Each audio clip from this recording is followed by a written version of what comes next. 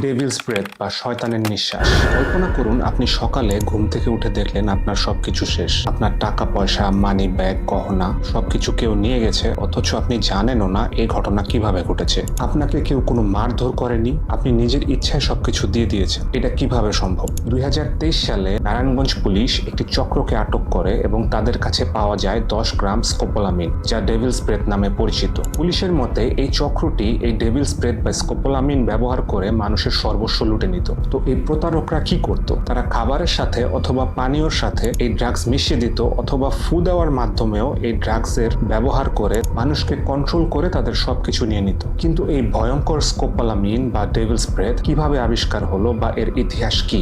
এই স্কোপোলামিন বা Devil's drug ধুত্রা কিংবা দেবদূতের বাসি নামক পরিচিত উদ্ভিদ থেকে তৈরি করা হয়। প্রাথমিক অবস্থায় এগুলা মেডিকেল সেক্টরে ইউজ করা হলেও পরবর্তীতে মানুষজন এগুলা ভয়ঙ্কর কাজে ব্যবহার শুরু করে। সামান্য পরিমাণে স্কোপোলামিন বা ডেভিলস ব্রেথ ব্যবহারের ফলেই হতে পারে হ্যালুসিনেশন বা মেমোরি লস। এর ফলে মানুষজন তাদের নিজের উপর কন্ট্রোল হারায়, তারা স্বাভাবিকভাবে চলাফেরা করে কিন্তু পরবর্তীতে কিছুই মনে থাকে না। 19 শতকের প্রথম দিকে জার্মান বিজ্ঞানীরা এটি মরফিনের সাথে মিশিয়ে টুয়ালাইট স্লিপ পদ্ধতির আবিষ্কার করেন। মূলত তখন এটি অ্যানেস্থেসিয়া হিসাবে ইউজ করা হতো। এটি ব্যবহারের ফলে অস্ত্রোপচারের সময় যাই ঘটতো রোগী তা কিছুই মনে রাখতে পারতো না। এই স্কোপোলামিনকে বলা হয় পৃথিবীর সবচেয়ে ভয়ঙ্কর ড্রাগ। কম্বোডিয়ার অপরাধ চক্রগুলো বহু বছর ধরে এটি ব্যবহার করে আসছে। মানুষের ব্যাংকের পাসওয়ার্ড বলিয়ে নেওয়া, এমনকি বাড়ি লুট করার মতো অপরাধ করে যাচ্ছে। বর্তমান পরিস্থিতির প্রেক্ষাপটে যদি কোনো অপরিচিত মানুষ আপনার কাছে সাহায্য নিতে আসে বা কোনো ঠিকানা জানতে চায়, তাহলে তাদের অ্যাভয়েড করাই ভালো, কারণ হতে পারে এর মাধ্যমে সে আপনার উপর এই ডেভিলস ব্রেথ প্রয়োগ করতে পারে। এই স্কোপোলামিন শুধু একটি ভয়ঙ্কর ড্রাগস নয়, এটি অপরাধের নতুন এক হাতিয়ার। এটি ছড়িয়ে পড়ছে বাংলাদেশের সর্বত্র,